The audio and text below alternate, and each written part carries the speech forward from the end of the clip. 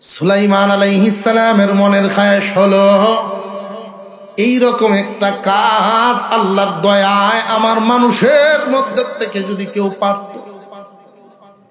মানুষদের দিকে উনি ফিরলেন, এমনি একজন দাঁড়ায় গেলেন। কোন বর্ণনায় পাওয়া যায় উনি ইসমে আজম জানতেন।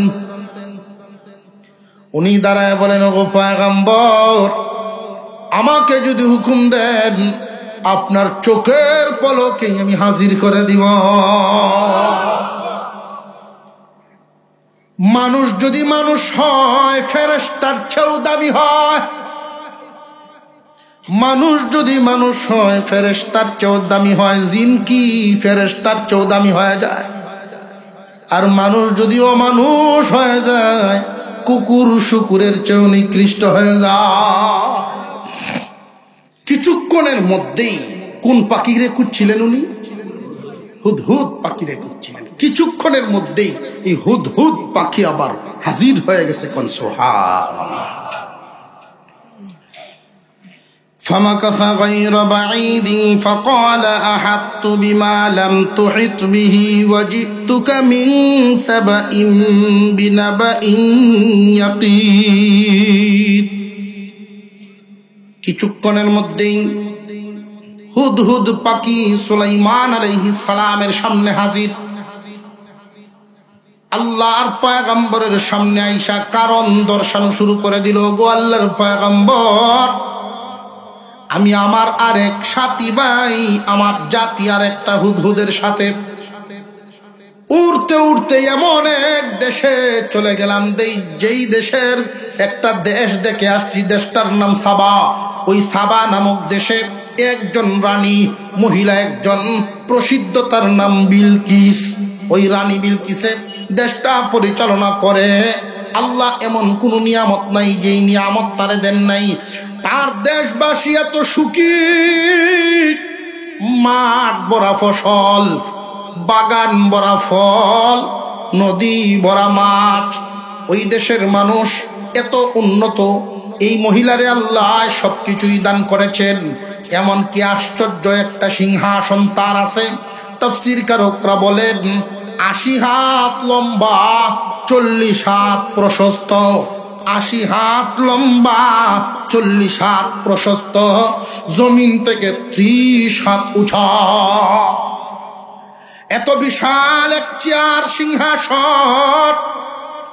এই সিংহাসনের পাগুলো স্বর্ণ এবং রূপা দিয়া বাদাই করা। এই সিংহাসন রেশম কাপড় দিয়ে প্যাকেটিং করা। হীরা মানিক মুক্তা দিয়া জার্সি দেওয়া। এত উন্নত মানের সিংহাসন। আপনারা নিয়ে আবার মনে মনে ভাবেন ৮০ হাত লম্বা, ৪০ হাত ফাঁসাল চেয়ারটা না জানি বেডি কত মুডা। রানী বিলকিস যদিও বিচক্ষণ, যা দেখছে যেই সমাজে রয়েছে এই পরিবেশে তারে বাধ্য করেছে সূর্য পূজারি হইতে। এখন এক সুযোগ পাইছে, দাওয়াত পাইছে, তার বিবেক খুলে গেছে। সুলাইমান আলাইহিস সালাম মানুষের নবী ছিলেন, আর ওনার রাজত্বটা ছিল অনেক বিস্তৃত। ওনার রাজত্বের সীমারেখা এবং এই রাজত্বের পরিমাণ শুধু মানুষের উপরে ছিল না, সমস্ত প্রাণীদের উপরেও ছিল। এই জন্য সকল প্রাণীদের ভাষা উনি বুঝতেন এবং সবার সাথে কথা বলতেও পারতেন। সুলাইমান আলাইহিস সালাম একদিন সফরে বের হলেন। সফরে যখন বের হলেন, ওনার সাথী সঙ্গীরা ওনার সাথে ছিল। আর এমন একটা উপত্যকায় ঢুকলেন যেখানে পিঁপড়ার বসবাস, পিপিলিকার বসবাস। আল্লাহ পাক এই কথাটাও আমার তিলাওয়াতকৃত আয়াতের আগে তুলে ধরেছেন। হাত্তা ইযা আতাউ আলা ওয়াদিন নামল ক্বালাত নামলাতুন ইয়া আইয়ুহান নামলু দুখুলু মাসাকিনাকুম লান্নাকুম সুলাইমান ওয়া জুনুদুহু ওয়া হুম লা ইয়াশউরুন। যখন সুলাইমান আলাইহিস সালাম এবং তার বাহিনী পিপিলিকার উপত্যকায় পৌঁছে গেলেন, তো পিপিলিকার যেই প্রধান ছিল মানুষের মধ্যে যেমন শাসন বিভাগ ভাগ করা থাকে, প্রতিনিধি থাকে, পিপিলিকারও প্রতিনিধি আছে। মানুষের যেমন একটা ওয়ার্ডের প্রধান আছে, ইউনিয়নের প্রধান আছে, থানা 2-3 থানা মিলে একজন প্রধান আছে, মেম্বার, চেয়ারম্যান, এমপি আছে না নাই? পিঁপড়ারও এমন আছে, মেম্বার আছে, চেয়ারম্যান আছে, এমপি আছে, প্রধানমন্ত্রীও আছে। পিপিলিকার যেই প্রধান, কোরআনের ভাষায় বোঝা যায় প্রধান ছিল নারী। আপনারা নিয়ে আবার অনেকেই মনে মনে কোন, তাহলে তো আমরাও কোরআনের ভাই ভাই আছি। আমরা আশরাফুল মাখলুকাত, আর এইগুলো হইল পিঁপড়া। আশরাফুল মাখলুকাত, তাদের নেতৃত্ব দিবে পুরুষ সমাজ।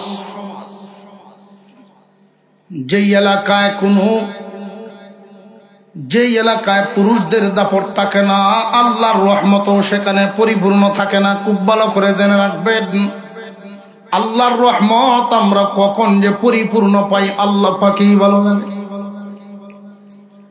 পিঁপড়ার রানী সুলাইমান আলাইহিস সালাম এবং তার বাহিনী দেখে ওই সময় যেই উচ্চারণ করেছিল, ক্বালাত নামলাতুন ইয়া আইয়ুহান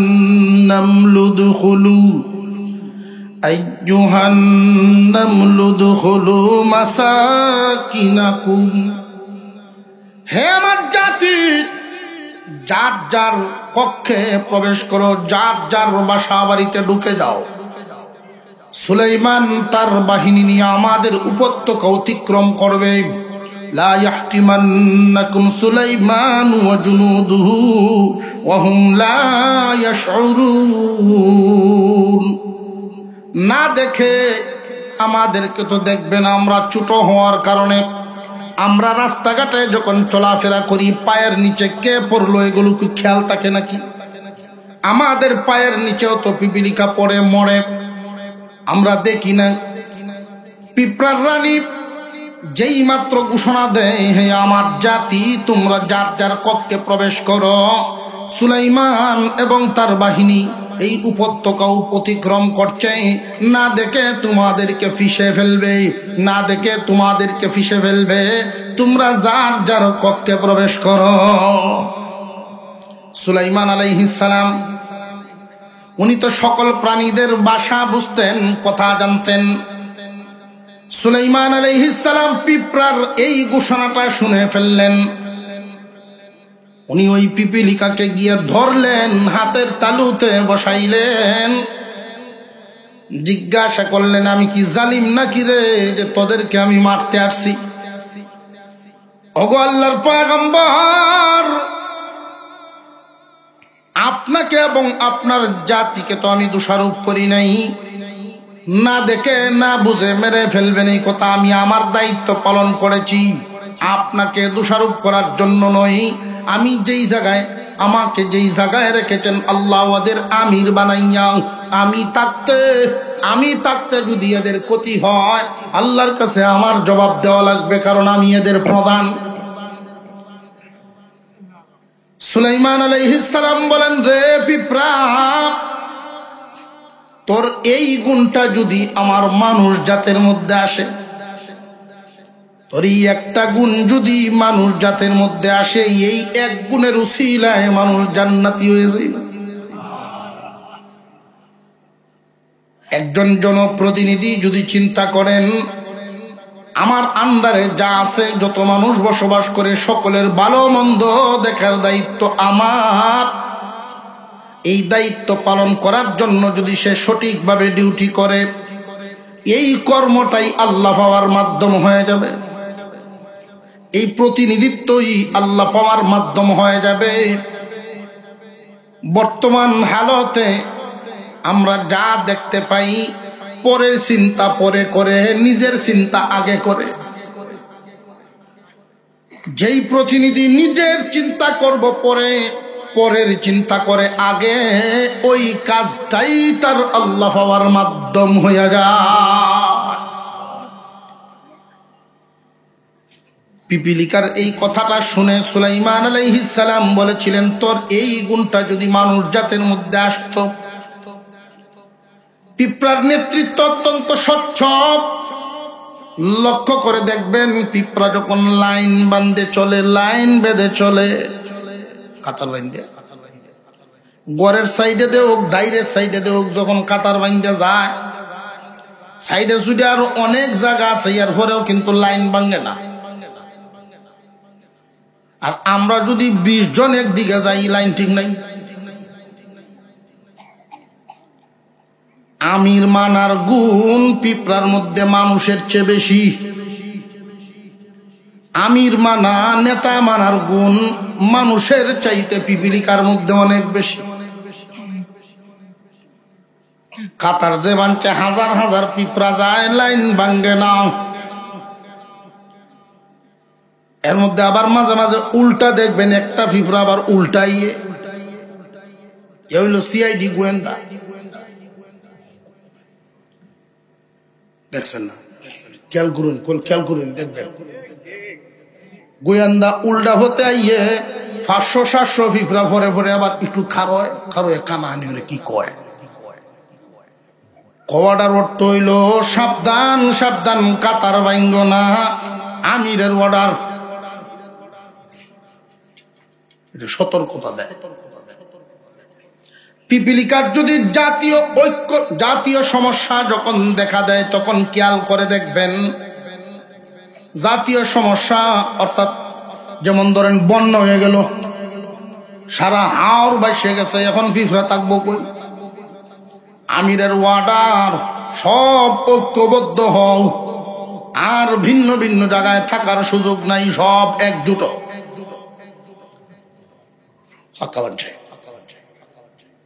বান্ধে না, তোমরা এক দলে শ্বাস নিবা, শ্বাস নিয়ে তোমরা নিচে যাইবা, আর পানির নিচে যারা আছে ওদেরকে উপরে উঠে শ্বাস নেওয়ার সুযোগ করে দিবা। আমিরের অর্ডার। দেখবেন বাসমান পিপিলিকা গুলো একদল নিচে যায় আর একদল উপরে উঠে, একদল নিচে যায় আর একদল উপরে উঠে। এইভাবে যদি তারা পানিতে ভাসতে থাকে, 6 মাস থাকতে পারবে, একটাও মরবে না। আর আমরা যদি কয় যে 6 মাস না, একটা নদী ভারণী লাগবো, এই কিছুক্ষণ এক দলরে আরেক দলে খান ধরে নেও, আরেক দলরে আরেক দলের খান ধরে নেও। তা আমরা যদি কেউ খান্দু উঠতাম পারি, যেটি তলে পড়বো, এটি পড়ছি আর বাসাইতে রাজি না। ঠিক না? ঠিক। সুলাইমান আলাইহিস সালাম শুকরিয়া আদায় করলেন, আল্লাহর কাছে দোয়া করলেন। আমি একটু সামনের দিকে আগায় যাই। একটা পরিসরে তিনি বসলেন, আর আল্লাহর পয়গম্বর সুলাইমান আলাইহিস সালাম যেদিকেই যাইতেন, পাখি, অনেক পাখিকুল যাইতো, জিন্নাত যাইতো, মানুষ বাহিনী যাইতো।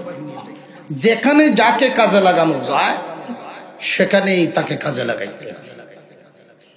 বিশাল মরুপ্রান্ত, ওইখানে পানি কোথায় পাওয়া যাবে, পানির তত্ত্ব নেওয়ার জন্য সুলাইমান আলাইহিস সালাম একটা পাখিকে কাজে লাগাতেন।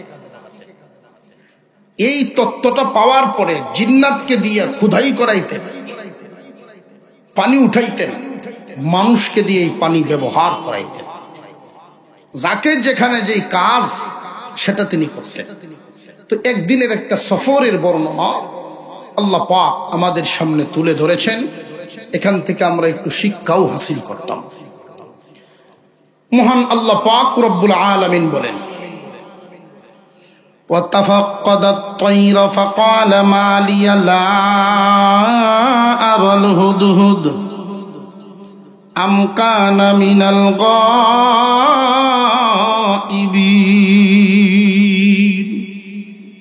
সুলাইমান আলাইহিস সালাম, উনার যে 3 বাহিনী ছিল, 3 বাহিনীর মধ্যে পাখি কুলের দিকে নজর দিলেন, পাখিদের দিকে নজর দিলেন। আপনারা একটু খেয়াল করে জবাব দিবেন, মানুষ বাহিনী, জিন বাহিনী, পাখি বাহিনী, এই 3টা বাহিনীর মধ্যে সবল কোনটা আর দুর্বল কোনটা? পাখি বাহিনী কি সবল না দুর্বল? সুলাইমান আলাইহিস সালাম এই তিন বাহিনীর খোঁজ খবর নিবেন, এর মধ্যে উনি প্রথমেই খবর নিলেন দুর্বলের। প্রথমেই খবর নিলেন সবলের না দুর্বলের? যারা ক্ষমতাশীল, যারা সবল, আল্লাহ পাক তাদেরকে ইঙ্গিত দিলেন তোমরা দুর্বলের প্রতি সব সময় সদয় থাকবা, হামেশা দুর্বলের প্রতি সদয় থাকবা, হামেশাই দুর্বলের প্রতি দয়ার নজর রাখবা। বাস্তব চিত্রে দেখা যায় এর পুরাপুরি উল্টা। দুর্বল রে যদি সুযোগ পায় আরো গাত ভালায়, সবলে সবলে দুস্তি, দুর্বল রে ফললে আরো গাত ভালায়।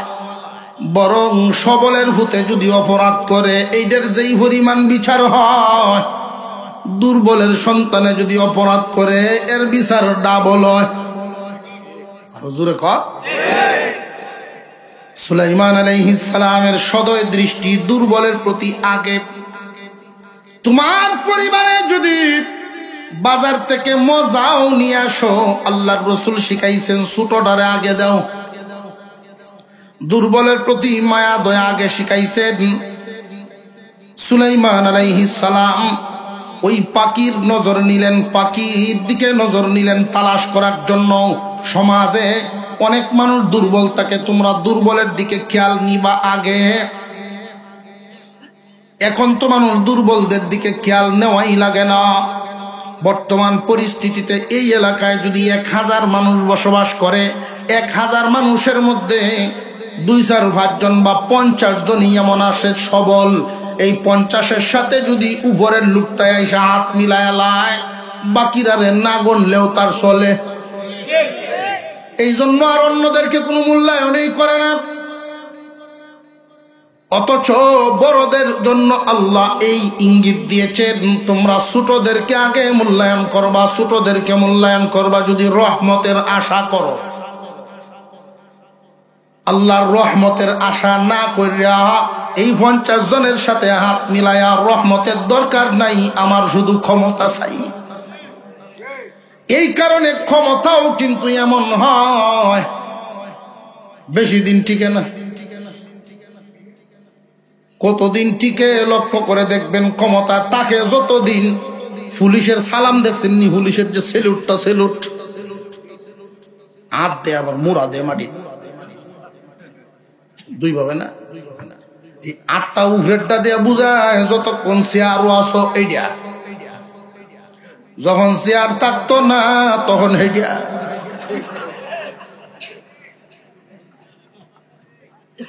কথা বুঝে আসতেছে? বাস্তব তো এটাই, বাস্তব আমরা এটাই দেখি। মুসলমান ইমানদার ভাইয়েরা আমার, সুলাইমান আলাইহিস সালাম এই পাখি দুর্বল বলে খবর নিলেন। খবর নিয়ে তিনি কি বললেন ওই কথাটাও আমাদের জন্য একটা সবক। আল্লাহ পাক রব্বুল আলামিন উল্লেখ করে দিলেন, ওয়াতাফাক্কাদাত তায়রা ফাকালা মা লিয়া লা আরাল হুদহুদ। এ উপস্থিত, আমার কি হয়ে গেল? হুদহুদকে কেন দেখছি না? আমার কি হইল? হুদহুদকে কেন দেখছি না? হুদহুদ একটা পাখির নাম। পাখি মানুষের পোষ মানে, পাখি কুল মানুষের কথা চলবে, প্রাণীরা মানুষের হুকুম মানবে, বাতাস মানুষের হুকুম মানবে। এটা কি এমনিই না আল্লাহর দয়ায়? আর আল্লাহর দয়া মানুষের উপরে এমনি হয় না, আল্লাহর হুকুম মানলে। সুলাইমান আলাইহিস সালাম আগে নিজের আত্মসমালোচনা করতেছেন। কোন ক্লাসে যদি কোন ছাত্র ছাত্রী অনুপস্থিত থাকে, শিক্ষক গিয়া জিজ্ঞাসা করেন যে অমুকের কি হইল, সে নাই কেন? এটাই তো স্বাভাবিক নিয়ম। অমুক নাই কেন? দরবারে মজলিসে যদি একজন না আসে, তার খোঁজখবর নিতে গিয়ে জিজ্ঞাসা করে অমুক নাই কেন? কিন্তু সুলাইমান আলাইহিস সালাম এখানে অমুকের কথা জিজ্ঞাসা করেন নাই, আমার কি হয়ে গেল তারে আমি দেখছি না কেন? আমার কি হইল? এক দ্বারায় বুঝাইলেন আমার মধ্যে কোনো কমতি আছে কিনা, যে এই পাখি আমার হুকুম মানলো না। আমার মধ্যে কোনো কমতি আছে কিনা এটা আগে তালাশ করি। এখান থেকে শিক্ষা হাসিল হলো, মুফাসসিরিনে কেরাম বলেন প্রত্যেকটা মানুষের উপরস্থ ব্যক্তিরাও থাকে, অধীনস্থ ব্যক্তিরাও থাকে, উপরস্থ ব্যক্তিও থাকে, অধীনস্থ ব্যক্তিও থাকে। যদি দেখা যায় কোনো একটা গন্ডগোল, প্রত্যেকটা পরিবারের এক একজন কর্তা আছে না নাই? এই কর্তায় যখন খেয়াল করবে আমার বিবি আমার হুকুম মানে না কেন, আমার সন্তান আমার খায় আমার পরে আমার কথা শুনে না কেন, তখন খেয়াল করতে হবে এদেরকে দোষারোপ করার আগে নিজের দিকে তাকাও, তোমার কোনো কমতি আছে কিনা। প্রত্যেকটা মানুষ বাবার কাছে সন্তানের পাওনা আছে, সন্তানের কাছে মা বাবার পাওনা আছে, স্বামীর কাছে স্ত্রীর পাওনা আছে, স্ত্রীর কাছে স্বামীর পাওনা আছে, ভাইয়ের কাছে ভাইয়ের পাওনা আছে, ভাইয়ের কাছে বোনেরও তো পাওনা আছে, চাচার কাছে ভাতিজার পাওনা আছে, যুবকের কাছে মুরব্বীর পাওনা আছে। সমাজের মধ্যেই একে অপরের পাওনা দাওনা, লেনদেন পাওনা দাওনা, হিসাব নিকাশ আছে না নাই? শুধু কি টাকা পয়সা না, আচার আচরণেরও পাওনা দাওনা আছে। সব বিষয়ের একটা বিবেক, সব বিষয়ের একটা মাপকাঠি আছে, সীমা রেখা আছে। একে অপরের পাওনা দাওনা যদি সঠিকভাবে একজন আর একজনরে আদায় করে, গন্ডগোল হওয়ার কথা না। সংসারের কর্তা তুমি, তোমার বিবি যদি তোমার কন্ট্রোলে না থাকে, আগে তুমি তারে দোষারোপ করার আগে ভাবো কমতিটা কোন জায়গায়। সন্তান যদি মা বাবার কাছ থেকে আচার আচরণ ঠিক মতে পায়, এই সন্তান অবাধ্য হওয়ার কথা না। সন্তান তোমার বাধ্য হয় না কেন, অবশ্যই সন্তানকে তুমি তোমার হক আদায় করতে পারো নাই। তোমার অধীনস্থ কর্মচারী তুমি মালিকের হুকুম মানে না, কারণটা কি? তারে শাসন করার আগে নিজের দিকে তালাশ করো। আত্মসমালোচনা শিখাইছেন, মালি আল্লাহ, আমার কি হয়ে গেল? প্রত্যেকটা মানুষ যেন এইখান থেকে শিক্ষা হাসিল করতে পারি, আমরা অপরের দোষের দিকে তাকানোর আগে নিজের দিকে তাকাইব। আমরা স্বভাব হইল আঙ্গুল শুধু অন্যের দিকে ফিরায়া রাখা, অমুকের কি হইল, অমুকের কি হইল। অন্যের দোষ তালাশ করবেন আপনি এক আঙ্গুল দিয়া, আপনার দিকে ফিরে তাকে 3 আঙ্গুল। 3 বার দেখো তোমার দিকে, তুমি 3 বার দেখো তুমি কেমন। কথা বুঝে আসতেছে? এইভাবে যদি মানুষ নিজের দিকে খেয়াল রাখতো, অন্যের দোষ তালাশ করলো কখন? নিজের চিন্তায় পেরেশান থাকলো, নিজের চিন্তা নাই, অন্যের দোষ তালাশ করে শুধু মানুষ। কার বাড়ির খেলা আইলো, কার বাড়ির খেলা গেল, খেলা কেমনে চললো, এই খোঁজখবর নিয়ে মানুষ ব্যস্ত। এইটা হইল শয়তানের স্বভাব। শয়তানে কয়, ভাই তুই উতু দিন আসলে কই, দুহানো বইয়ে বইয়ে দেখবেন খালি মানুষের সমালোচনা, মানুষের আলোচনা, মানুষের আলোচনা, শুধু অন্যদেরকে নিয়ে আলোচনা, নিজের কোনো চিন্তা নাই। আল্লাহ নিষেধ করেছেন এই সমস্ত পরচর্চা, কুধারণা মানুষের ব্যাপারে, গীবত শেখায়, এগুলো পাপ, নিজের নেকি নষ্ট হয়ে যায়। এখন প্রশ্ন হলো, তিনি হুদহুদকে খুঁজলেন কেন? হুদহুদ পাখিটাকে কেন খুঁজলেন? পাখি তো একটা না আরো আছে? আমরা ঘুমাইতেছেন বোঝা যায়, আলসিটা ভাঙ্গে হগলে একটু জবাব দিচ্ছে। পাখি কি এক জাত না বহু জাত? হুদহুদ পাখিকে তিনি কেন খুঁজলেন? কারণটা কি? কারণটা কি? হুদহুদ একটা পাখি, বড় গুণী পাখি। আল্লাহ পাক রব্বুল আলামিন এই হুদহুদ পাখিটার চোখে এমন পাওয়ার দিয়েছেন, মুসলমান ইমানদার ভাইয়ারা আমার,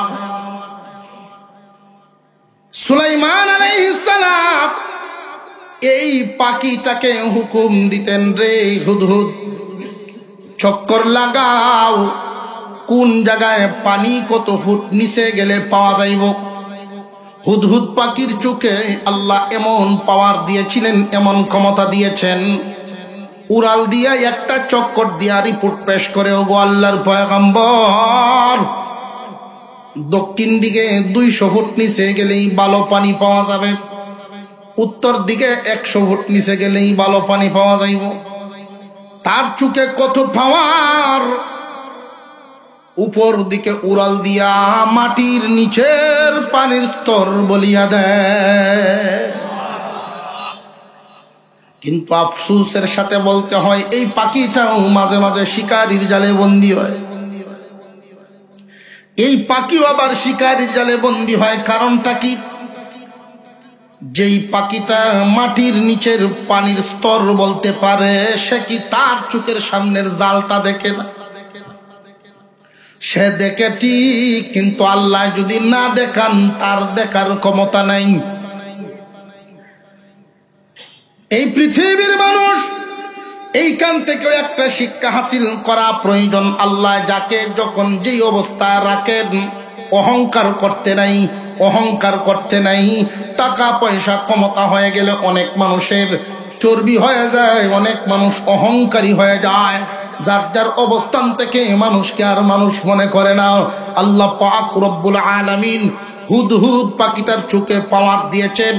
আল্লাহ যদি ধ্বংস চান, আল্লাহ যদি কাউরে ধ্বংস করতে চান, চোখের পাওয়ারে তারে যেমন বাঁচাইতে পারে না, তোমার ক্ষমতায় তোমারে বাঁচাতে পারবে না, টাকায় তোমারে বাঁচাতে পারবে না, গায়ের শক্তি রূপ সৌন্দর্য তোমারে বাঁচাইতে পারবে না। ইজ্জত দেওয়ার মালিক আল্লাহ, জিল্লত দেওয়ার মালিক ওকে।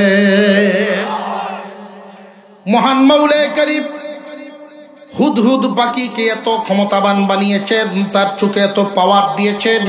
আল্লাহ যখন চান তার ধ্বংস নিজের সামনে 8-10 হাত সামনের জালের মধ্যেই বন্দী হয়ে তার ধ্বংস হয়ে যায়। কত ক্ষমতাবান মানুষকে আল্লাহ ধ্বংস করে দেন। এই জন্য মানুষ খুব মনে রাখবেন, ক্ষমতা পাইয়া আল্লাহ যেন না বলো, পয়সা পাইয়া যেন আল্লাহকে না বলো, ক্ষমতা পাইয়া অর্থ পাইয়া সর্ব অবস্থায় যেন আল্লাহর প্রতি আমাদের ভরসা থাকে। হুদহুদ পাখিকে উনি দেখছেন না, না দেখার পরে উনি বলতেছেন, এবার আসুক, সে যদি উপযুক্ত কারণ দর্শাইতে না পারে কঠিন শাস্তি দিব, নইলে জবাই করে। কিছুক্ষণের মধ্যেই কোন পাখিরে খুঁজছিলেন উনি? হুদহুদ পাখিরে খুঁজছিলেন। কিছুক্ষণের মধ্যেই এই হুদহুদ পাখি আবার হাজির হয়ে গেছে। কোন সুবহানাল্লাহ। فمكث غير بعيد فقال أحطت بما لم تحط به وجئتك من سبأ بنبأ يقين। কিছুক্ষণের মধ্যেই হুদহুদ পাখি সুলাইমান আলাইহিস সালামের সামনে হাজির। আল্লাহর পয়গম্বরের সামনে আইসা কারণ দর্শানো শুরু করে দিল, গো আল্লাহর পয়গম্বর, আমি আমার আরেক সাথী ভাই, আমার জাতি আর একটা হুদহুদের সাথে উড়তে উড়তে এমন এক দেশে চলে গেলাম, যেই দেশের একটা দেশ দেখে আসছি, দেশটার নাম সাবা। ওই সাবা নামক দেশে একজন রানী মহিলা, একজন প্রসিদ্ধ, তার নাম বিলকিস। ওই রানী বিলকিসে দেশটা পরিচালনা করে। আল্লাহ এমন কোন নিয়ামত নাই যেই নিয়ামত তারে দেন নাই। তার দেশবাসী এত সুখী, মাঠ ভরা ফসল, বাগান ভরা ফল, নদী ভরা মাছ।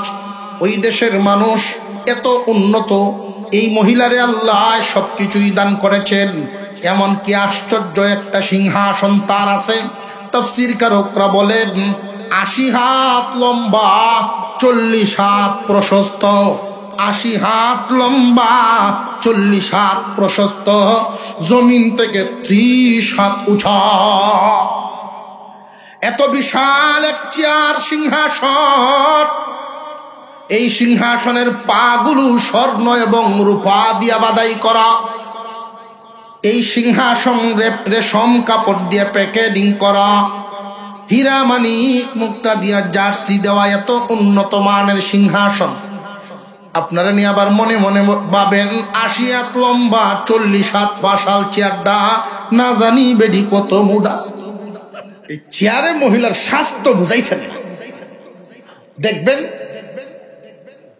অনেক বড় মানুষ যারা পয়সাওয়ালা বেশি, তাদের বাড়ির গেটটা যাবা না। আমার বাড়ির গেট 3 তুষা 4 তুষা, একজন মানুষ ঢুকতে লিখতেছে।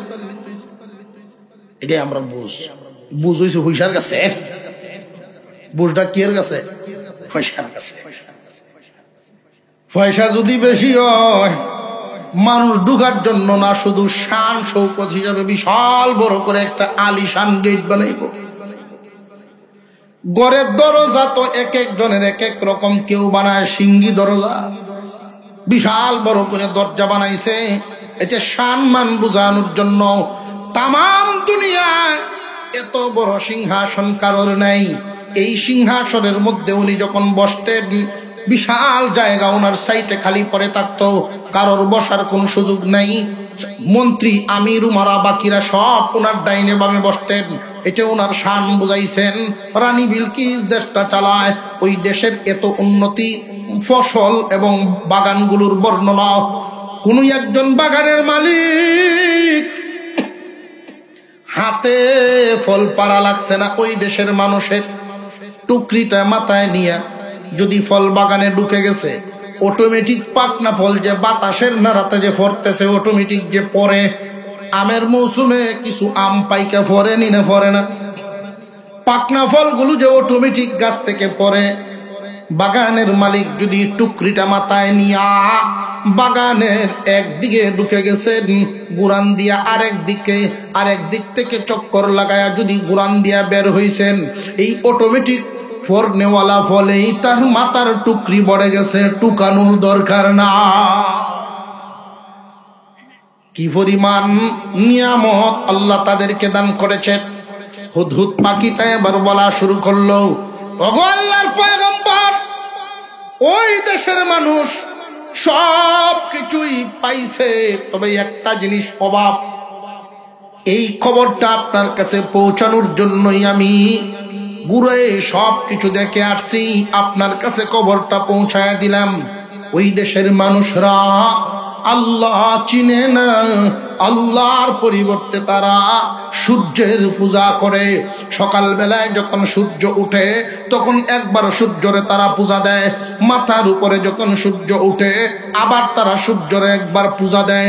সূর্য যখন ডুবিয়া যায়, আবার সেজদা দিয়া বিদায় দেয়। সুলাইমান আলাইহিস সালাম পাখির কাছ থেকে এই কথাগুলো শুনলেন। পাখি আশ্চর্য হয়ে এই কথাও বলতেছিল যে এই মানুষগুলো সব জানে, সব বুঝে, এরপরেও এতটুকু কি বুঝে না, আল্লাহর হুকুম ছাড়া জমিন থেকে একটা শাখ পর্যন্ত হতে পারে না। সবকিছু দেওয়ার মালিককে। অনেকের ধারণা হতে পারে যে সূর্যর পূজা করে, এই কারণেই সূর্য দেবতার দয়ার বদৌলতে এই দেশবাসী এত উন্নত শান্তি ভোগ করেছে। সূর্য দেবতার পূজা করলে এই দেশবাসী এত উন্নতি লাভ করলো। আপনারা ইমানদার, আমি একজন ইমানদার, আমরা উভয়ের মধ্যে একটা আলোচনা করি। যদি দেখা যায় সূর্যের পূজা করলে আমরারও এরকম সুখ শান্তি আসতে পারে, যাই যতদিন থাকি দুনিয়ার জমিনে এই সুখ শান্তি করে যাইতে পারাম, তাহলে কি কাল থেকে সূর্য দেবতার পূজা শুরু করুন যায়? কথাটা বুঝে আসতেছে আপনাদের? বিশাল উন্নতি এই দেশের মানুষ। একজন ইমানদার দুনিয়ারে প্রাধান্য দিবে না, দুনিয়ার প্রাধান্যতা তার মধ্যে পাবে না। এত ফলের দরকার নাই, এত বাগানের দরকার নাই, নদী ভরা মাছের দরকার নাই। যদি দেখা যায় সূর্যের পূজা করলে আসলেই নিয়ামত বাড়ে, আল্লাহ পরীক্ষা করার জন্য দেন। মহান মাওলাই করিম এই সূর্যরে যদি হুকুম না দেন, সূর্য কি উঠার ক্ষমতা রাখে? আরো জোরে কন। সকল কিছুর ক্ষমতা একমাত্র কার? কিয়ামতের কঠিন ময়দানে আল্লাহ পাক রব্বুল আলামিন চাঁদ এবং সূর্যকে একসাথে করে জাহান্নামের আগুনে ফেলাইবেন, জাহান্নামের আগুনে ফেলাইবেন। প্রশ্ন জাগে, হুজুর চাঁদ এবং সূর্য আল্লাহর হুকুম পালন করে গেল, এদের কি দোষ? এদেরকে জাহান্নামের আগুনে ফেলানোর কারণটা কি? সারা জীবন তো, সারা জিন্দেগি ভর আল্লাহর হুকুম পালন করেছে, চাঁদ এবং সূর্যকে জাহান্নামে দিবেন কেন? চাঁদ এবং সূর্যকে আল্লাহ জাহান্নামে দিবেন তাদের শাস্তি দেওয়ার জন্য নয়। খুব ভালো করে বুঝেন, মাছকে আল্লাহ বানাইছেন, মাছের বডিতে পানির পরিমাণ বেশি হওয়ার কারণে মাছ শুকনার চাইতে পানিতে থাকতে স্বাচ্ছন্দ্য বোধ করে। মানুষের বডিতে আগুন, পানি, মাটি, বাতাস চাইরটা বস্তুই আছে, তবে মাটির পরিমাণ বেশি হওয়ার কারণে মাটিতে থাকতে স্বাচ্ছন্দ্য বোধ করে। পাখির গায়ে আগুন, পানি, মাটি, বাতাস চারো বস্তু আছে, কিন্তু বাতাসের পরিমাণ বেশি হওয়ার কারণে উপরে থাকতে স্বাচ্ছন্দ্য বোধ করে। সূর্যের গায়ে আগুন বেশি, আগুনে থাকতে স্বাচ্ছন্দ্য বোধ করে। এটা তার জন্য শাস্তি নয়। মহান আল্লাহ কিয়ামতের দিন চাঁদ এবং সূর্যরে জাহান্নামে দিবেন স্বাচ্ছন্দ্য বোধের জন্য। আর একটা কারণ হলো, দুনিয়ার জমিনে যারা সূর্য পূজারী ছিল, এই সূর্য পূজারীদেরকে বুঝাইবেন, তোমরা যাদের পূজা করতা সেই তো দুজখে, তোমরার গতি কি হইব? কথা বুঝে আসতেছে? মুসলমান ইমানদার ভাইয়েরা আমার, ওই হুদহুদ পাখিটায় বুঝে আল্লাহর হুকুম ছাড়া কিছুই হয় না। ওরা কেন সূর্যের পূজা করে? আল্লাহর হুকুম ছাড়া কিচ্ছু হয় না। ওই মানুষগুলো সূর্যের পূজা কেন করে? পাখিটায় বুঝে, একদল মানুষে বুঝে না। আমরার একদল মানুষ আছে দেখবেন, দরকার ইমান যাইব, ইমান গেলে যাও, তবু হুতোক একটা 12 বছর 13 বছর হয়েছে আবু দুবাই না। একজন পরামর্শ দিছে, মদনপুর যা একটু মাটি গৈসায় ফেট।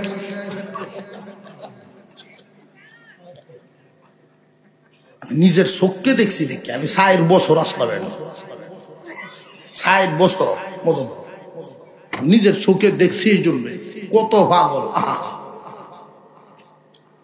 বাউন্ডারি অনেক উঁচা বাউন্ডারি আছে, সাইডে দেখ, মেইন গেটে যখন মহিলারা যাইতার না, সাইডে দেখ বাবা দেলাও, বাবা দেলাও ডাকতেছে, বাবাই দেল। তো কোটি কোটি টাকার মালিক এমন মানুষও আছে, একটা সন্তান নাই। আবার এমন মানুষও আছে জায়গা জমিন নাই, আবার 10টা ফুলাফান আল্লাহ দিছে। দেওয়ার মালিককে আল্লাহ পাক রব্বুল আলামিন, সবকিছু দেওয়ার মালিক। সুলাইমান আলাইহিস সালাম এই ঘটনা পাখির মুখ থেকে শুই নেই, ঘোষণা দিলেন, আমি তোমার এখনই পরীক্ষা করব, নিজের গা বাঁচানোর জন্য কি বলতেছো নাকি সত্যি এমন একটা ঘটনা আছে, সত্যি একটা দেশ আছে, না নিজের বাঁচানির লাগিন কইতেছো? ছোট একটা বাচ্চা, আমি লজিং থাকি একবারে, 7-8 বছর বয়স, এখন এ সন্ধ্যার ভরে গরু আইছে, আমি গেছি বাদ দিতাম, এ যে সন্ধ্যার ভরে আইছে, তো লজিং এর যিনি ওনারা চাষি রাখতাম, উনি ধরছে একটা বেত লইছে মারতো। হে এমন এক গপ্প সাজাইছে মার সামনে, যাতে এর মা আশ্চর্য হয়ে এই বেতের ফিটনার কথা আর মনে না তাই, এমন এক গপ সাজাইছে। আমার এখনো মনে রয়েছে, কয় আম্মা বান্নিতে একটা বেড়া আইছে, 2 মুন্নি 1 বস্তা মুড়ি একলা খাইছে, গপত আছে। যেমন হের মা বেদ মারবো কোন সময়, 2 মুন্নি 1 বস্তা মুড়ি খাইছে। হ্যাঁ, পরে বেড়ার ফেট সিজিয়া ওৎকানো ভাইল না। পরে আমি বুঝছি যে এই যে ওহনকে ধরা রাখাইছে, ফেট সিজিয়া যে ভাইছে না, ওহন ধরা রাখাইছে। সুলাইমান আলাইহিস সালাম এই পাখিটাকে বলতেছেন, তুমি কি নিজে বাঁচার জন্য বলছো, না সত্যি আমি এখনই পরীক্ষা করে ফেলবো? উনি একটা চিঠি লিখছেন, ওনার দায়িত্ব থেকে উনি শুধু বাদশা নন, উনি তো একজন পয়গম্বর। পয়গম্বরী সুলভ আচরণে একটা চিঠি লিখছেন, যাও এই চিঠিটা লইয়া রানীর কাছে যাও। তবে চিঠি দেওয়ার সময় খেয়াল করবা, চিঠিটা দিয়া দূরে সরে থাকবা, আমার দরবার থেকে গেছো এরকম একটা বাপ যেন তোমার গায়ে না থাকে, নসিহত করে দিচ্ছেন। কারণ দেখবেন চেয়ারম্যান যেমন তেমন চেয়ারম্যানের সাথে যেটা হয়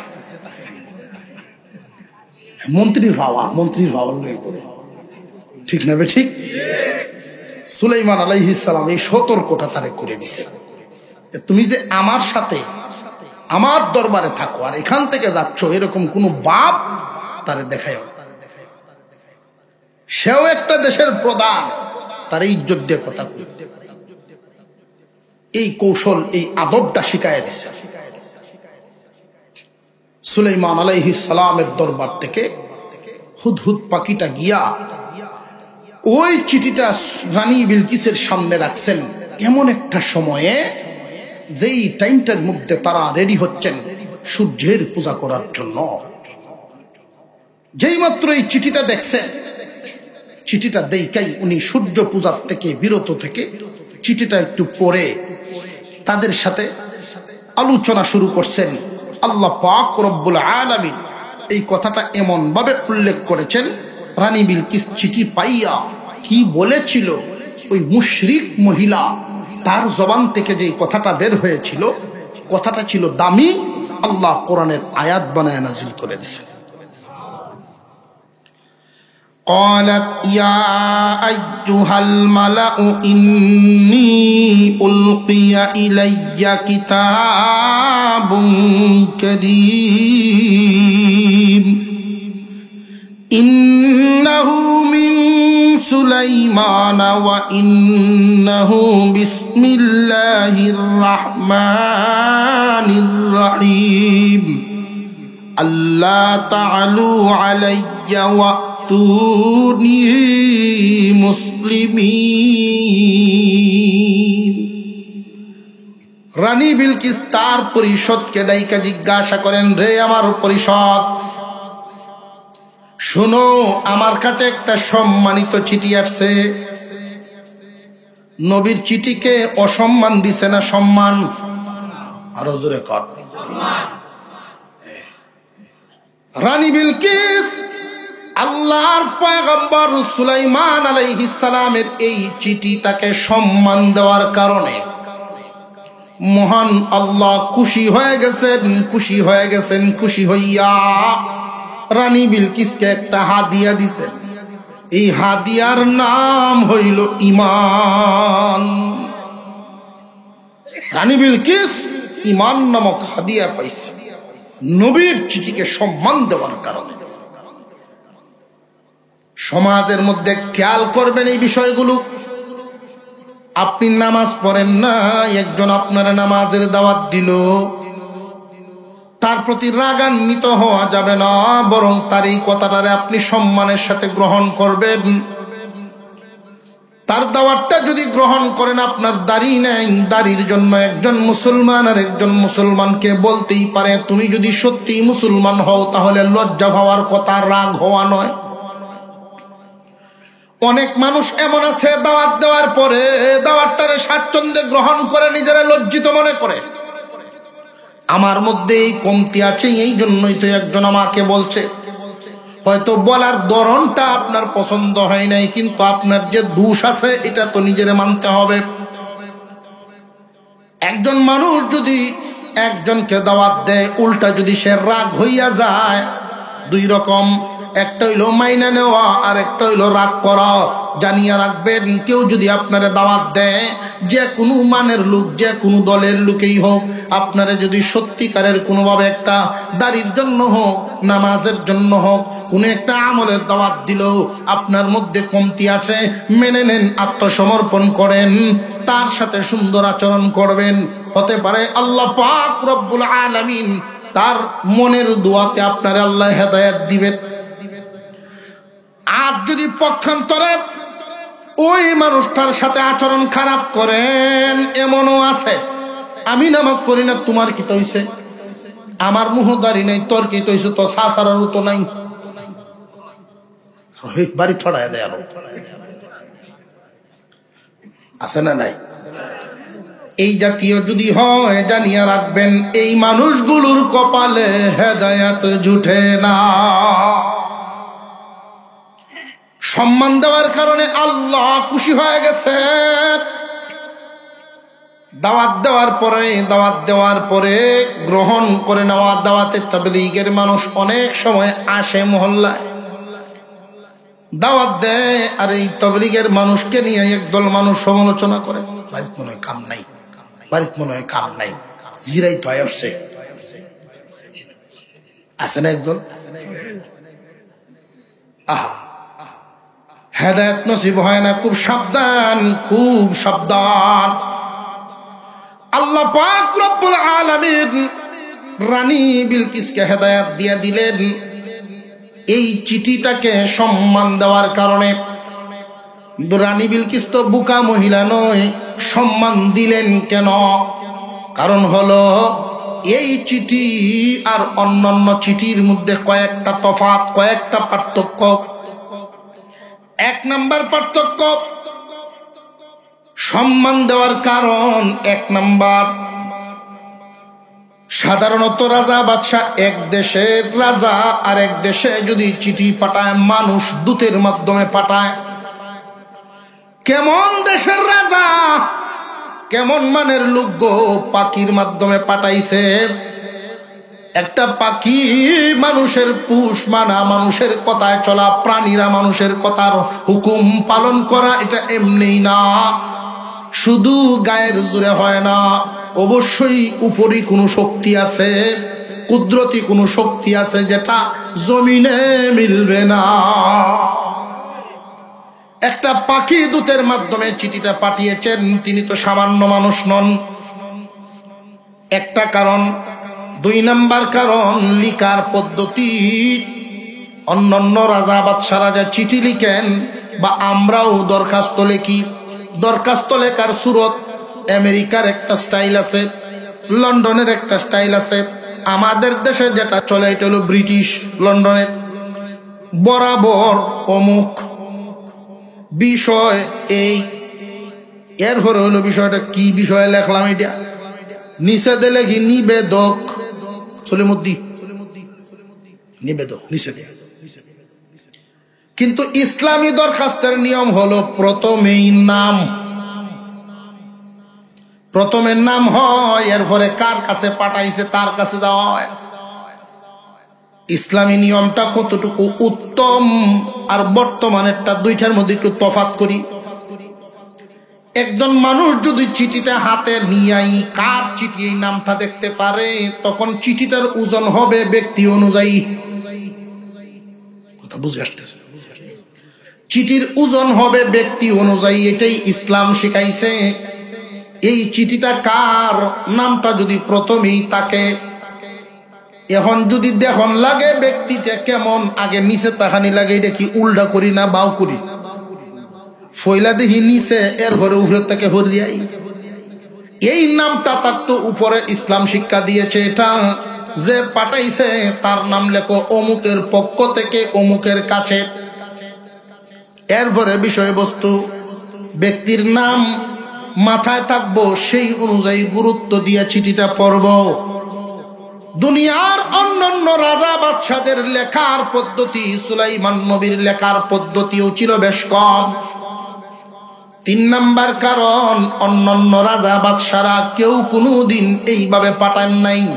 ইন্নাহু মিন সুলাইমান, প্রথমে তো সুলাইমানের পক্ষ থেকে, তবে কার নামে জানোনি?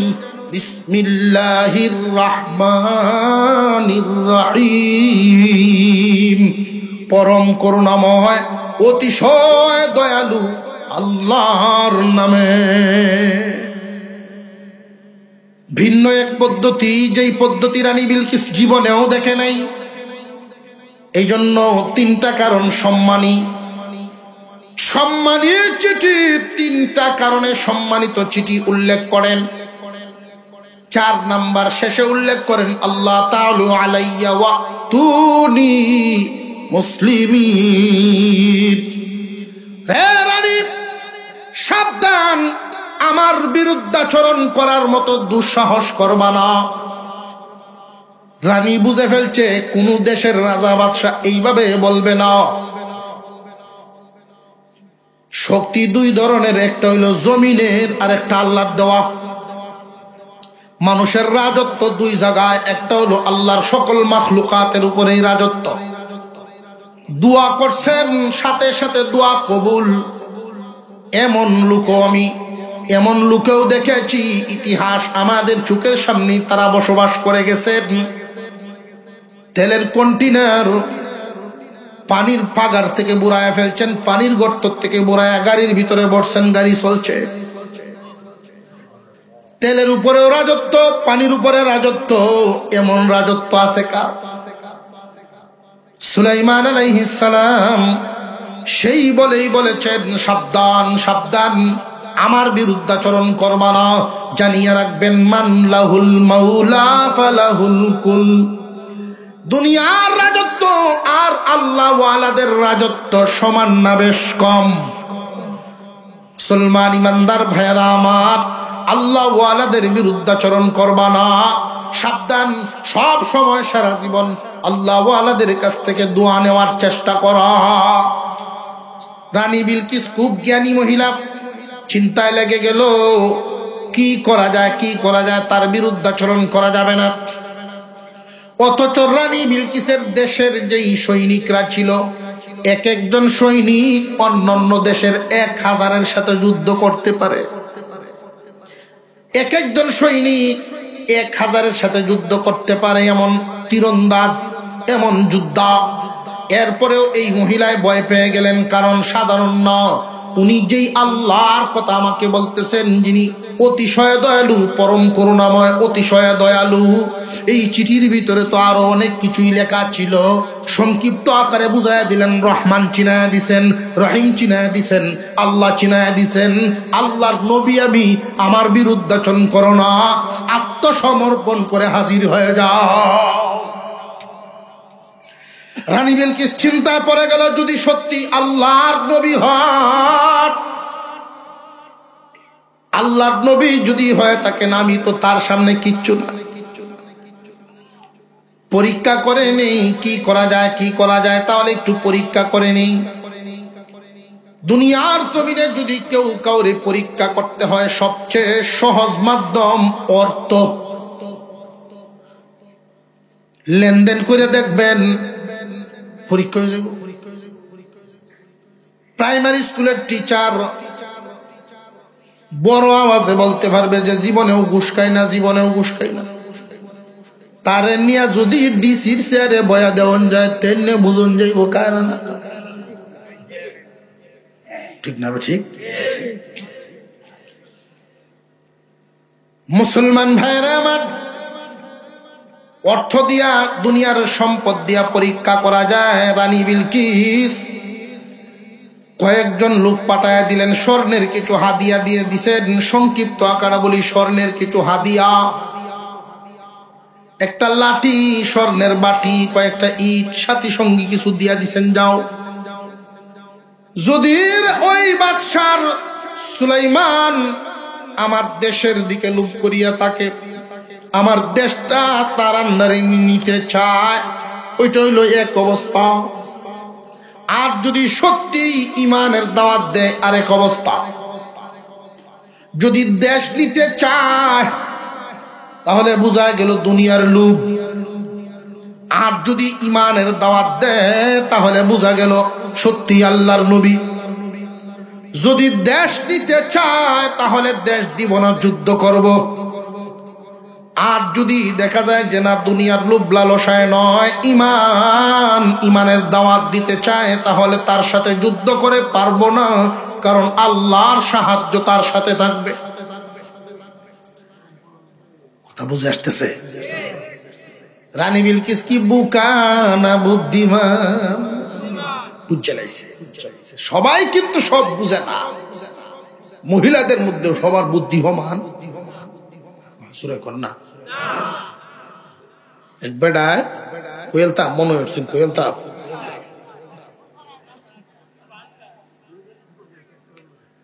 এক বেড়ায় গরু ফালে, গিরস মানুষ, বছরে বছরে বাছুর হয় আর মরিয়া যায়। গিরসের বাছুর মরা কিন্তু খুব কষ্টের ব্যাপার। গায়ে হাতায় আর কান্দে হারে কিতা হইল 2-3 বছরের মনুষ্য। তৃতীয় বছর বেড়া একটা মান্নত করছে, আল্লাহ এবারের বাছুরটা যদি বাঁচে তো এটা ফাইলে বড় করিয়া এই গরু বেচিয়া এই হার বেচার পয়সাটি আমি বাছুর বেচার পয়সাটি যেটি হইব আল্লাহর গরু মসজিদে দিলাম। মান্নত কবুল হয়ে উঠছে, বাছুর মরছে না, হইছে দেহা বাছুর। অন্যান্য বাছুরের তুলনায় অন্যরা বারে যদি 2 বছরে যৎকান, এটা 1 বছরে যৎকান বাড়ে। 3-4 বছরে বিশাল এক বড় সাল উঠছে। এখন তো বেটা আফসোস লাগে, তো মানছিলাম অর্ধেকটা মানতাম, অর্ধেকটা মানতাম এখন বেটা ফেট পড়তেছে, আফসোস লাগতেছে কি কামড়া করবো। তো বিবি সবজি গায়ে কি গো তোমার মনটা খারাপ, আর কইও না, তোমার কাছে তো এটা কইছি না কোনোদিন। আমি একটা মান্নত করছিলাম, এই বাছুর বেচার পয়সা, গরু বেচার পয়সাটি মসজিদে দিলাম। এখন তো আমার আফসোস লাগতেছে, ব্যাগটা কিভাবে দিই পারলাম, একটু কম মানলে তৈছি। এখন বউ কথা চাচ্ছে, ও এই কথা, যাও তুমি তোমার গরুর পয়সা পাইবা না, যাও ফালতে তাও চিন্তা হইল না। এখন হে ভাবে কেমনে আমারে ভাবাইব, তবে বিশ্বাস আছে ভাবাইতেছে পারবো, এই বিশ্বাসটা তার হয়েছে, কারণ তার লই তো সংসার করে, কি চিজ এটি হ্যাঁ বুঝে। যেদিন গরু বেচার সময় হয়েছে, এই দিন গরু রেডি করছে, বাজারও নিব। একটা ব্যাগ দিছে, এত আইনের ব্যাগের ভিতরে কিতা লড়ে, ওইটার ভিতরে কিতা একটা বিলাই ভরে দিছিল, ওই বিলাই ডেনে বেচে যাও, ওইটা কিতা কইয়া বেচা, কইবা এটা হইলো গরুর দুস্তু, একটা ছাড়া একটা বিক্রি হইতো না, বেচলে 2টা একসাথে বেচন। দাম আলাদা আলাদা দাম ধরে দিছে, বিলাইয়ের দাম 45,000, গরুর দাম 5,000, 2টা মিলিয়া 50,000। তো শহর থেকে টাক লই আইছে ব্যাপারীরা, এত বড় সার পছন্দ হয়েছে, এটা দাম কত গো, 5,000। চুরি বুঝল, এটা দুস আছে সাথে, দুস সেইটার সাথে নেওয়া লাগবে, সেইটার দাম কত, 45,000। কই ও 2টা মিললে 50, তো এইটার দাম 45 কেন, 45 গরুর দাম চাও, কয় না আমার বাড়ির যাবা সে দিছে ভাই। ব্যাপারীরা হিসাব করে দেখলো, 2টা মিললে যখন 50, চাহ তোলার সময় শুধু গরু তোলা, বিলাই তুলতাম না, বিলাই চিটে দেখা লাগে 50 তারা নিছে না। এবার বেচে বাড়িতে আইসে, বিবিজি গাইছে যে বিলাই কত বেচ, 45 জমে পয়সা, ওইটা ফহেড তো, আর গরু মাছ এটা মসজিদে দিলাম। তোমার তো গরু বেচার টেহা মসজিদে দেওয়ার মান্নত করা, গরু তো 5,000 বেচ, বিলাই বেচ 48, সেটা তোর মসজিদে দেওয়া লাগতো না।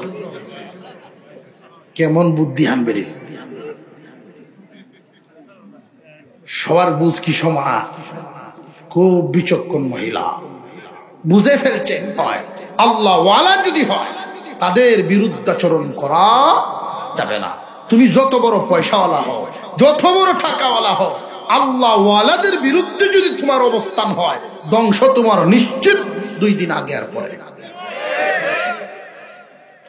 এটাই জামানার ইতিহাসের শিক্ষা, এটাই যুগের শিক্ষা। মুসলমান ভাইরা, রানী বিলকিস হাদিয়া দিয়া পাঠাইছে, হাদিয়া লইয়া গেছে তারা। পাখিটায় গিয়ে খবর কইছে যে এরকম এক বাহিনী হাদিয়া লইয়া আইতাছে। সুলাইমান আলাইহিস সালাম বলেন, জিন্নাতেরা রে, আমার বাড়ির থেকে 3 মাইল পর্যন্ত স্বর্ণ দিয়া ঢালাই কর, রাস্তাটা স্বর্ণ দিয়ে ঢালাই কর।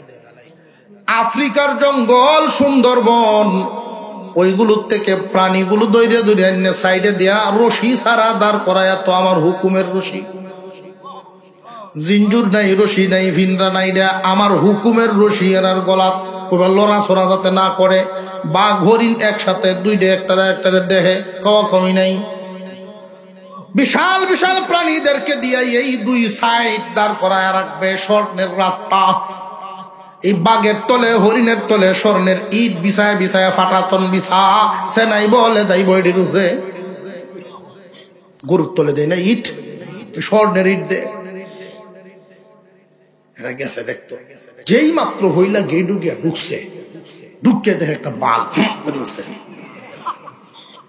বাঘ বান্দা ফিন্দা নাই, আর একটা কই বান্দাও না রশি নাই, দৌড়তে কর্মচারীরা ডাকতেছে, দৌড়িয়া লাভ নাই। আমরা দেশের যে বাদশাহ সুলাইমান, ওনার হুকুমেই এভাবে দাঁড়ায় থাকে। কোন দেশ হয়েছি রে? এর দ্বারাই বুঝাইছেন দুনিয়ার রাজত্ব আর আল্লাহর দেওয়া রাজত্ব দুইটা বেশ কম। দুনিয়ার রাজা পিন্ডার ভিতরে ভরে রাখে, আর আল্লাহর দেওয়া মর্যাদাওয়ালা রাজারা পিন্ডার ভিতরে নয়। হবিগঞ্জের হামিদনগরের আব্দুল হামিদ সাহেব রহমতুল্লাহ আলাইহি বাঘের কানও দূরে দূরে ছড়াইতেন। ওনার নামই হামিদনগর নাম রাখা হয়েছে। ওনার বাড়িতে মেহমান আইতো, জঙ্গলের বাঘ এসে নেমে যাইতো। মেহমানরা তো আর বাঘ বুঝে না যে এটা ভূষা, ফিরের বাড়িতে এসে আমরা ক্ষতি করতো না, এটা কি বুঝে? চিল্লানি লইছে, খায়াল চাই গো, খায়াল চাই না না। তো হুজুর দৌড়ে আইছেন তসবিবে, কি হইছে আপনারা এত ভয় পাইতেছেন? এই দেখা দা জঙ্গল বাঘটা, হে নো বাঘটা আপনার এনে শিক্ষা নিয়েছেন খেল লাগে এত এমনি দেখছেন না, আপনার শিক্ষারে শূন্য হনাইব কি সব বনাশ করছে। হুজুর গেছেন গিয়া বাঘের কানও দূরে সর, তোরে না করছি আমার বাড়িতে তুমি মানাইলে আইতেন এমনি হুজুর। আল্লাহু আকবার বলেন, আল্লাহু আকবার। এই লাইনটা আরেক কারবার, এটা আরেকটা কারবার। আল্লাহু আকবার। টাকা নিছে, তারা আগ গইতাছে, মানে একটা আরেকটা কইতাছে, এই দেখ ইট হিসাব করতেছে, স্বর্ণের ইট। অন্তর ব্যাগের ভিতরে দেয় ইট আছে কয়টা, ফালায় দেয় কেল্লা গিট। প্রধান গেটও গিয়া যদি চেক করে আর তোর এই বুস্কির ভিতরে পায়ে রে, মনের বই তো চুরি হইলে বসছস, এখন কি করা? যা আছে কপালে যা, সামনে যাই। সামনে গেছেন, সুলাইমান আলাইহিস সালাম বলেন, তোমরা রানীরে গিয়া কও এগুলো লইয়া সে খুশি থাকতো, এর চেয়ে বহুত কিছু আল্লাহ আমাকে দিছে। একটা খবর কইও, হাদিয়া পাঠাইছে,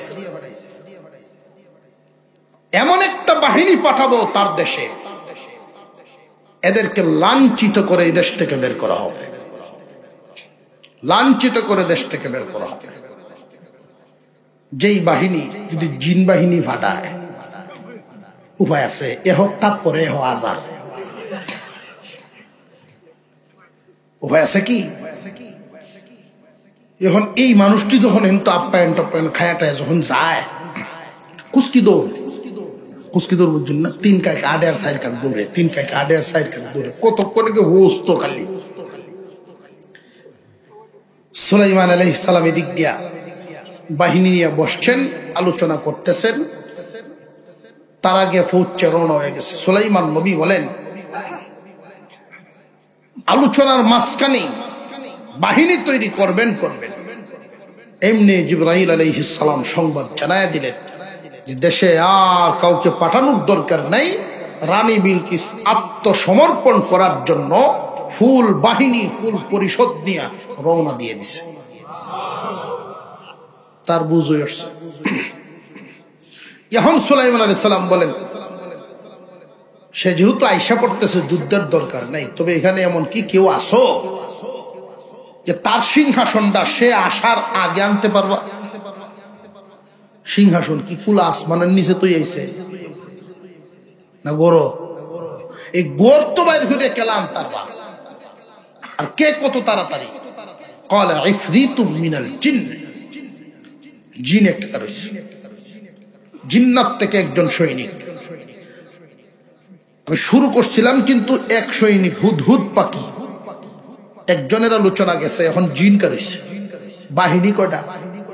3টা। জিন কারইয়া কয়, আপনি যে বসা আছেন, এই বসার থেকে দাঁড়াইতে যতক্ষণ লাগে এর আগেই আমি হাজির করে দেব। সুলাইমান আলাইহিস সালাম জাতিগতভাবে জিন না মানুষ? এর সন্দেহ হইতাছে যে না, আরো জোরে কর। উনার মনের একটা ধারণা হায়েস যে এই কাজটা একজন মানুষ যদি করতে পারত। সাবা নামক দেশ, এক দেশ থেকে আর এক দেশ, তাও আবার বিল্ডিং এর ভিতরে রক্ষিত করা, সুরক্ষিত, ওইখান থেকে একটা চেয়ার নিয়ে আসা, এটা কি শক্তিরই ব্যাপার না আল্লাহর দয়া লাগবো? সুলাইমান আলাইহিস সালামের মনের খায়েশ হলো এইরকম একটা কাজ আল্লাহর দয়ায় আমার মানুষের মধ্যে থেকে যদি কেউ পারত। মানুষদের দিকে উনি ফিরলেন, এমনি একজন দাঁড়ায় গেলেন। কোন বর্ণনায় পাওয়া যায় উনি ইসমে আজম জানতেন। উনি দাঁড়ায় বলেন, ওগো পয়গম্বর, আমাকে যদি হুকুম দেন আপনার চোখের পলকে আমি হাজির করে দিব। মানুষ যদি মানুষ হয়, ফেরেশতার চেয়েও দামি হয়। মানুষ যদি মানুষ হয়, ফেরেশতার চেয়েও দামি হয়। জিন কি ফেরেশতার চেয়েও দামি হয়ে যায়? আর মানুষ যদিও মানুষ হয়ে যায়, কুকুর শুকুরের চেয়েও নিকৃষ্ট হয়ে যায়। স্যার হাজির, সিংহাসন হাজির হয়ে গেছে। সুলাইমান আলাইহিস সালাম বলেন, হাজির হয়ে গেছে আল্লাহ, এটা আমার আল্লাহর দয়া ছাড়া কিচ্ছু না। আচ্ছা, এই কাজটা কি অলৌকিক না? আশ্চর্য না? এইখানে আমাদের একটা শিক্ষা, এই সবকটা এই অঞ্চলের জন্য, আমাদের জন্য অত্যন্ত জরুরি। কারণ দাওমারি ডৌডার ভরে দেখছি অনেক মানুষ বৈশের শিং আত লইয়া, মোটা বৈশের শিং লাল সালু ঘুরতেছে। মহিলারা একজন আর একজন রেখে, এই সাবধান, মামার ভিতরে মাল আছে, আছে না নাই? খুব সাবধান। যদি এইরকম অলৌকিক কোনো কিছু কেউ দেখায় ফেলতে পারে, এটা তিনটা সূরত হয়। মুআজিজা নবীগণের মাধ্যমে, কারামত ওলিগণের মাধ্যমে, ইস্তেদরাজ এটা শয়তানের মাধ্যমে। শয়তানের সাহায্যে অনেক কিছু দেখায় ফেলে। শয়তান কেন? যদি আল্লাহর ওলিগণ আপনি জানেন উনি আল্লাহ ওয়ালা, উনার দ্বারা একটা কাজ প্রকাশ হয়েছে, এরপরেও আপনি উনার ভক্ত হবেন, পরে আল্লাহর শুকরিয়া আদায় করবেন আগে। সুলাইমান আলাইহিস সালাম এই চেয়ার হাজির দেখে তারে ধন্যবাদ দেন নাই, আল্লাহর শুকরিয়া আদায় করছেন। হাযা মিন ফাজলি রাব্বি, এটা আমার রবের ফজল, রবের দয়া। আল্লাহর দয়া ছাড়া হতে পারে না। আগে আল্লাহর শুকরিয়া আদায় করো। গরু টানা লেগে ঘুরে রয়েছে, সেবরা সারতাছে, মরিয়া যায় যায়। মসজিদের ইমাম সাহেব একটু পানি ভরা দিছে, গরু সুস্থ হয়েছে। প্রথমে কার শুকরিয়া? আল্লাহর শুকরিয়া আদায় করবেন, যে আল্লাহ ভালো না করলে ইমাম সাহেবের তৌফিক, গরুর ভেট ভালো হচ্ছে ইমাম সাহেবের দোয়া। শুকরিয়া যদি আমি আল্লাহর না করি তাহলে ইমান জাগাত থাকে না। আমি আল্লাহর শুকরিয়া আদায় করব, এই কথাটা মনে রাখতে হবে। গরুর ভেট কি তা ইমাম সাহেবের ভেটও তো ওষুধ হয়? ওষুধ হইতো না। সবকিছু ভালো মালিক, ভালো করার মালিক, এই কথাটা মনে রাখতে হবে। এটা ইমানি কথা, আকীদাগত কথা। খেয়াল রাখবেন, সাবধান, এই জায়গাতে আমরা ভুলে যাই অনেক সময়। স্যার যেহেতু হাজির, রং সুরটটা পাল্টাও, দেখি মহিলা আয়া চিনে কিনা। যদি চিনে তাহলে বুঝবো ওই মহিলা বিচক্ষণ, তার দিশ আছে না নাই একটু বুঝছিল। রং সুরত পাল্টানো হয়েছে, রানী বিলকিস হাজির হয়েছেন। এই স্যারটা কি আপনারটার মতো? মতো না, এটাই আমারটা। মতো না, এটাই আমারটা। এখন সুলাইমান আলাইহিস সালাম ভাবতেছেন, এখন উনি ভাবতেছেন যে এইরকম একজন বিচক্ষণ মহিলা এত দিশাওয়ালা মহিলা সূর্যের পূজা করলো কেমনে? সূর্যের পূজা কেমনে করলো? মুসলমান ইমানদার ভাইরা আমার, আল্লাহ পাক রব্বুল আলামিন জানায়া দিলেন, ও পয়গম্বর, পরিবেশের কারণে তার জন্ম সূর্য পূজারীর পরিবেশে বেড়েও উঠেছে, সূর্য পূজারীর পরিবেশে। ছোটবেলার থেকে যা দেখছে তাই শিখছে। ঘরের পরিবেশ অত্যন্ত গুরুত্বপূর্ণ একটা ভূমিকা পালন করে মানব জীবনে। রানী বিলকিস যদিও বিচক্ষণ, যা দেখছে যেই সমাজে রয়েছে এই পরিবেশে তারে বাধ্য করেছে সূর্য পূজারী হইতে। এখন এক সুযোগ পাইছে, দাওয়াত পাইছে, তার বিবেক খুলে গেছে। আপনার আমার পরিবার আছে না নাই? আপনার পরিবারের পরিবেশ যেমন হবে, সন্তানের আদব কায়দাও তেমন হবে। আমরা যেইভাবে বর্তমান সময়ে সংসার চালাইতেছি, চলাফেরা করতেছি, আমার তো ভয় হয় আগামী 10 বছর পরে, 15 বছর পরে মুসলমানের সন্তানদেরকে দস্তরখান দেখায়া চিনানি লাগবো, নাম হইন্য চিন্ত না। দস্তরখান দেখায়া চিনানো লাগবো যে এটার নাম দস্তরখান, এটা রইল এই কাম। 10 বছর পরে চিনবে না। আর যদি ঘরে দস্তরখান বিছানোর পরিবেশ তৈরি হয়ে যেত, এটার নাম টুপি, এটার নাম পাঞ্জাবি, দস্তরখান বিছায় খানা খাওয়া লাগে, ডান বাম কোনটা কোন ভাবে ব্যবহার করা লাগে, দোয়া দুরুদ, এগুলো যদি পরিবেশে শিখিয়া ফেলে। পরিবেশ কত গুরুত্বপূর্ণ জিনিস। 4-5 বছর বয়স আমার একটা বাচ্চা, খানা খাই দস্তরখান বিছায়া টুপি মাথা দেখে তার অভ্যাস। হঠাৎ একদিন তাড়াহুড়ার মধ্যে টুপি মাথায় ছিল না, দস্তরখানে বসছি ঠিক, এই 5 বছরের বাচ্চাটা টুপিটাই না আমার মাথায় দিছে। ওই দিন আমার বুঝে আসছিল পরিবেশ কত গুরুত্বপূর্ণ ভূমিকা রাখে।